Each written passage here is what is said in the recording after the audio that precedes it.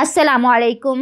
آج جو میں آپ کو کہانی سنانے جا رہی ہوں وہ ہے کسی کی زندگی پر بیتی ہوئی ایک درد بھری کہانی۔ اپنی آج کی اس کہانی کو شروع کرنے سے پہلے میں اپنے تمام ویور سے ریکویسٹ کرتی ہوں کہ جنہوں نے ابھی تک ہمارے چینل کو سبسکرائب نہیں کیا وہ سب سے پہلے ہمارے چینل کو سبسکرائب کر لیں اور ساتھ موجود بیل آئیکن کو دبائیں تاکہ ہماری آنے والی ہر نئی ویڈیو کے اپڈیٹس آپ کو مل سکیں۔ ان دنوں شینا فرسٹ ایئر میں تھی کہ ایک روز کالج سے واپسی پر دیکھا کہ اس کے گھر سے آگ کے شعلے آسمان سے باتیں کر رہے ہیں۔ باپ نے گھر سے نکلنے کی کوشش کی تو بپرے ہوئے لوگوں نے اس کے باپ کو جلتے گھر کے اندر دھکیل دیا۔ شینا نے اس صورتحال سے سمجھ لیا کہ اس کا گھر تہس نہس کرنے والا ہجوم اس کو بھی نہ بخشے گا۔ وہ وہاں سے بھاگنے لگی، تبھی کچھ لوگوں نے اس کو بھی پکڑ لیا اور ایک گاڑی کے اندر ڈال دیا۔ اس گاڑی میں اس نے اپنے ملازم کو دیکھا جس کو اس کی ماں نے چند ماہ پہلے ہی اوپر کے کام کاج پر رکھا تھا۔ وہ سمجھ گئی کہ یہ مخبری اسی نے کی ہے کہ شینا کا باپ کس وقت گھر پر ہوتا ہے۔ شینا کے والد کی عادت تھی کہ وہ اپنی فیکٹری سے دوپہر کا کھانا کھانے کے لیے گھر آتے تھے۔ اس نے اپنے باپ کو چند لمحے پہلے جلتے گھر کے اندر محصور دیکھا تھا۔ یہ ایک اذیت ناک منظر تھا، لیکن اس سے بھی بڑی اذیت یہ تھی کہ اسے خبر نہ تھی کہ یہ لوگ اس کو کہاں لے جا رہے تھے۔ جس گاڑی میں ہجوم نے اس کو دھکیلا تھا اس میں چند اور بھی مظلوم لڑکیاں موجود تھیں جو سسک رہی تھیں اور نیر بہا رہی تھیں۔ یقیناً یہ لوگ ان کے گھروں کو بھی نظر آتش کر کے آ رہے تھے۔ یہ بڑی سی گاڑی نامعلوم راستوں پر چلتے چلتے آخر ایک جگہ روک دی گئی۔ اب آگے وہ ان کو پیدل چلا کر لے جا رہے تھے۔ جنگل اور گھنی جھاڑیوں کے درمیان پیدل چلتے چلتے ان کے پاؤں زخمی ہو گئے تھے۔ آگے ایک جگہ گھنے جنگل کے درمیان ان کو بٹھا دیا گیا۔ رات کا اندھیرا گہرا ہو گیا تو وہ سب رینگتے ہوئے ایک تاریک ساحل کی طرف آئے جہاں ایک کشتی ان کی منتظر تھی۔ وہاں سے ان کو اسمگل کر کے کلکتہ پہنچایا جانا تھا، جہاں بیلکنیوں اور گلیوں میں چلنے پھرنے والی عورتیں بہت بے باکی سے مردوں کو گھٹیا قسم کے اشارے کر رہی تھیں۔ شینا کو یہ سمجھنے میں ذرا دیر نہ لگی کہ وہ کہاں ہے، اور پھر اس کی زندگی کا سب سے بھیانک دور شروع ہو گیا۔ اس نے بھی اپنے کالج میں رقص اور موسیقی کی تعلیم حاصل کی تھی، مگر اس کا قطعی خیال نہ تھا کہ زندگانی کا ایک ایسا دور بھی آئے گا۔ اچھے گھر کی تربیت، اچھے انگلش اسکول اور کالج کی تعلیم اور بہترین رقاصہ ہونے کی وجہ سے شہر کے امراء اور رؤساء اس کو بہت پسند کرتے تھے اور اس کا گانا سننے کے لیے دور دور سے آتے تھے۔ وقت ایک سا نہیں رہتا۔ وہ دن بھی آ گئے جب اس کے رخساروں پر کھلے گلاب مرجھانے لگے، اس کی آنکھوں کی چمک مانند پڑنے لگی، اس کی چال میں بجنے والے گھنگرو خاموش ہو گئے اور سانس کا ردھم سانس کے پھولنے کی وجہ بن گیا۔ اب شینا کی کوٹھے پر ضرورت نہ تھی۔ وہ یہاں لائی جانے والی نئی لڑکیوں کو 7 سروں کی تعلیم دینے اور رقص کے بھاؤ تاؤ سکھانے لگی۔ انہیں لڑکیوں میں ایک نئی لڑکی ناصرہ کو ایجنٹ نے رقص و موسیقی کی تعلیم کے لیے شینا کے سپرد کیا۔ یہ لڑکی اتنی سہمی ہوئی تھی کہ ذرا ذرا سی بات پر کانپ جاتی تھی۔ وہ بالکل بھی گانا سیکھنے پر آمادہ نہ ہو رہی تھی۔ تبھی دلال نے گراری دار چاقو اس کے سامنے کھٹ سے کھول کر دکھایا کہ اگر اب کہا نہ مانا یا بھاگنے کی کوشش کی تو وہ اس کو اسی چاقو سے بکرے کی مانند ذبح کر ڈالے گا۔ چاقو کے ساتھ دلال کی کرخت اور گرجدار آواز سے وہ معصوم اور بھی سہم گئی۔ شینا نے اندازہ لگایا کہ اس لڑکی کے جسم میں ایک قدرتی لوچ ہے۔ یہ کسی بھی طرف آسانی سے جسم کو جھکا لیتی ہے اور ایسی لڑکیاں ماہرہ رقاصہ بن سکتی ہیں۔ شینا اپنی شاگرد لڑکیوں کو عام طور پر انفرادی طور سے تعلیم دیتی تھی تاکہ ہر ایک شاگرد پر پوری توجہ دے سکے۔ یوں ہر لڑکی تنہا رقص کا درس لیتی تھی۔ ایک ایسے ہی دن تعلیم مکمل ہونے کے بعد ناصرہ اس کے ساتھ فرش پر بیٹھی تھی۔ شینا نے اس سے اس کے والد کا نام پوچھا۔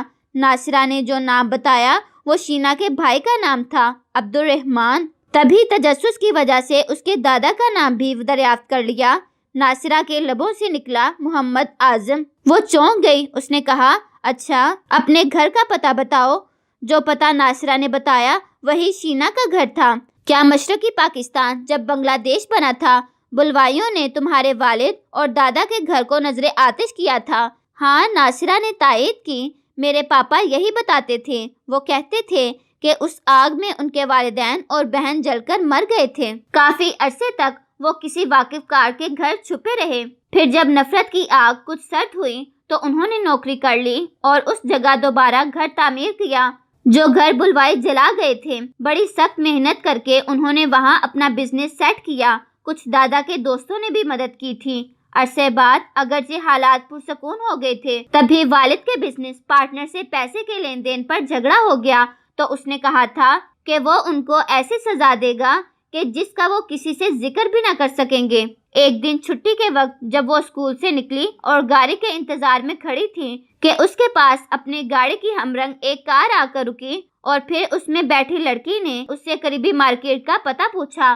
اس نے کھڑکی پر جھک کر اس کو پتہ بتایا۔ پھر خبر نہیں کیا ہوا، جب ہوش آیا تو وہ یہاں تھی۔ یہ ساری داستان سناتے ہوئے بے تحاشا رو رہی تھی۔ شینا نے اس کو کچھ نہ بتایا، تسلی دی اور پانی پلایا، مگر اندر سے اس کی اپنی حالت خراب تھی۔ اسے وہ منظر یاد آ گیا جب اس کا گھر جل رہا تھا اور ماں باپ کی چیخیں گھر سے باہر آ رہی تھیں۔ تب وہ اپنی جان بچا کر بھاگ رہی تھی۔ پھر ان ظالموں نے اسے پکڑ کر ایک بڑی سی گاڑی میں زبردستی بٹھا دیا تھا۔ اف، کس قدر اذیت ناک سفر تھا وہ بھی۔ اس کا خیال تھا کہ چھوٹا بھائی عبد الرحمن تو والدین کے ساتھ ہی جل کر ختم ہو گیا ہے، اور اب یہ سوچ اس کو ہلکان کر رہی تھی کہ وہ کیسے اپنی معصوم بھتیجی کو یہاں سے نکال کر اپنے بھائی کے پاس پہنچا دے۔ شینا کی جوانی کے زمانے میں اس کے شیدائی جو اس پر پروانے کی طرح نثار ہوتے تھے، وہ اب غائب ہو چکے تھے۔ ہر طرف بیگانگی کا اندھیرا تھا۔ صرف ایک ایسا شناسا تھا جو اب بھی اس کا وفادار اور اس کے لیے چاہت بھرا دل رکھتا تھا، اور وہ ایک ایسا شخص تھا کہ پولیس کے بڑے بڑے عہدیدار بھی اس سے دور دور رہتے تھے۔ وہ اسمگلر ہی نہیں بلکہ جرائم کی دنیا کا بادشاہ تھا، اور لوگ اس کو مافیا کا سردار کہتے تھے۔ پولیس بھی اس پر ہاتھ نہیں ڈالتی تھی۔ جوانی میں اس کی عاشقی کا یہ عالم تھا کہ اس نے شینا کو ہیرے اور جواہرات میں تول دیا تھا۔ اب بھی جب وہ پریشان ہوتا تو شینا کے گھر آ جاتا تھا اور 2-3 راتیں رہتا تھا۔ وہ یہاں پر شینا کی رفاقت میں بہت سکون محسوس کرتا تھا، کیونکہ وہ اس کے مزاج کو سمجھتی تھی۔ کرشن اس کا فرضی نام تھا۔ دیکھنے میں وہ بہت معقول اور مہذب شخص تھا۔ وہ بہت پریشان بیٹھی تھی کہ کرشن آ گیا۔ سوال کیا کہ کیوں پریشان ہو، کوئی مسئلہ ہے تو مجھے بتاؤ۔ تب شینا نے اسے بتایا کہ کیا قصہ ہے۔ اس نے اندیشہ ظاہر کیا کہ بہت جلد یہاں کے کرتا دھرتا ناصرہ کو فروخت کر دیں گے اور وہ اس کو بچانے کے لیے کچھ نہ کر سکے گی۔ تبھی کرشن نے اسے تسلی دی اور کہا، فکر نہ کرو، میں ناصرہ کو اس جہنم میں گرنے سے پہلے ہی نکال کر اس کے والدین کے حوالے کرنے کا بندوبست کر لوں گا۔ ہفتہ بعد جب وہ لوٹا تو شینا کو بتایا کہ وہ بنگلہ دیش گیا تھا اور اس کے بھائی سے بات کر آیا ہے۔ شینا کا بھائی تو بہن کو مردہ سمجھ چکا تھا۔ جب شینا کے بارے میں پتہ چلا کہ زندہ ہے تو وہ بہت حیران ہوا اور اس بات پر شدید دکھی تھا کہ بہن نے زندگی کلکتے کے ایک قحبہ خانے میں بسر کی ہے اور اب اس کی بیٹی بھی اسی جگہ پہنچا دی گئی ہے۔ وہ پھوٹ پھوٹ کر رو دیا تو کرشن نے اسے تسلی دی کہ وہ لڑکی کو بہرحال اس کے حوالے کر دے گا۔ طے یہ ہوا کہ ڈھاکہ کے ایک اعلیٰ ہوٹل میں عبد الرحمن کمرہ بک کرائے گا اور ناصرہ وہاں پہنچ کر اس کمرے کا نمبر بتا کر وہاں آ جائے گی، جہاں سے باپ اسے لے کر گھر چلے جائے گا۔ کرشن جانتا تھا کہ جن لوگوں نے ناصرہ کو کلکتے کے اس بازار میں پہنچایا تھا وہ بھی جرائم کی دنیا کے بادشاہ تھے اور ان سے جھگڑا مول لینا معمولی بات نہ تھی۔ ان لوگوں نے عبد الرحمن کے گھر کی نگرانی پر اپنے آدمی بھی لگائے ہوئے تھے۔ ناصرہ کو شینا نے بالآخر آگاہ کیا کہ وہ اس کی پھوپھی ہے اور اسی کی طرح دشمنوں کے ہاتھوں یہاں پہنچی تھی۔ اس نے سمجھایا کہ جب زیادہ بولی دینے والے گاہک کی جستجو ہوگی تو کرشن ہی سب سے زیادہ بولی لگائے گا۔ اس وقت تم بے خطر اس کے ہمراہ چلی جانا۔ وہ کسی طرح بھی تم کو ڈھاکہ پہنچا کر تمہارے باپ کے حوالے کر دے گا اور واپس یہاں نہ لائے گا۔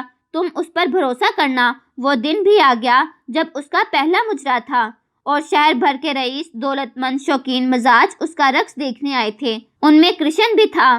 رقص ختم ہوا اور کرشن نے سب سے زیادہ دام آفر کیے۔ محفل برخاست ہو گئی اور دلال کو منہ مانگی رقم ادا کر کے لڑکی کا ہاتھ تھام لیا۔ پھر وہ اسے عارضی طور پر لے جانے کو اپنے ساتھ گاڑی تک لے آیا۔ کسی پہر ایک دوسری گاڑی میں کرشن کے لوگوں نے ناصرہ کو کلکتے سے باہر کشتی تک پہنچایا۔ وہ بھوکی پیاسی ڈھاکہ پہنچ گئی۔ باپ بتائی ہوئی جگہ پر اس کا منتظر تھا۔ اس نے وہاں سے چاٹگام اس کی خالہ کے گھر پہنچا دیا اور شینا کو بھی اس کے کمرے سے ساتھ لے گیا۔ کسی کی ہمت نہ تھی کہ وہ کرشن جیسے جرائم کے سردار سے ٹکر لے۔ وہ تو اس کے نام سے کانپتے تھے اور ہمیشہ اس کے سامنے جی حضور کرتے تھے۔ اس نے شینا کو بھی اسی طرح ڈھاکہ بھجوا دیا اور اس کے بھائی کو فون پر بتا دیا کہ وہ فلاں مقام سے اسے لے جائے۔ عبد الرحمن نے شینا کو کرشن کے آدمیوں سے وصول کیا اور اسے بھی ناصرہ کے پاس پہنچا دیا۔ جب شینا نے بھائی کو دیکھا، وہ عمر رسیدہ ہو چکا تھا اور کن پٹیوں کے بال سفید تھے۔ دونوں بہن بھائی رواں آنسوؤں کے ساتھ ایک دوسرے سے ملے تھے۔ دونوں سال بھر چاٹگام میں رہے۔ پھر ناصرہ کا رشتہ آ گیا۔ وہ لوگ فارن نیشنل تھے۔ ناصرہ بیاہ کر امریکہ چلی گئی۔ بعد میں اس نے کوشش کر کے شینا کو بھی بلوا لیا۔ شینا مجبوراً اس بازار کی زینت بنی تھی، بلکہ بنائی گئی تھی، مگر اس کا دل تو ایمان کی دولت سے لبریز تھا۔ ٹورنٹو کی ایک مسجد میں وہ بچوں کو قرآن پاک کی تعلیم دیتی تھی۔ جب حمد اور نعتیں پڑھتی تھی تو آنسو زار زار اس کی آنکھوں سے گرتے تھے، جیسے کہ سچے موتی ہوتے۔ کسی کو بھی اس کے ماضی کا علم نہ تھا سوائے میرے کہ مجھے اس نے اپنی زندگی کے بارے میں ہر بات بتا دی تھی۔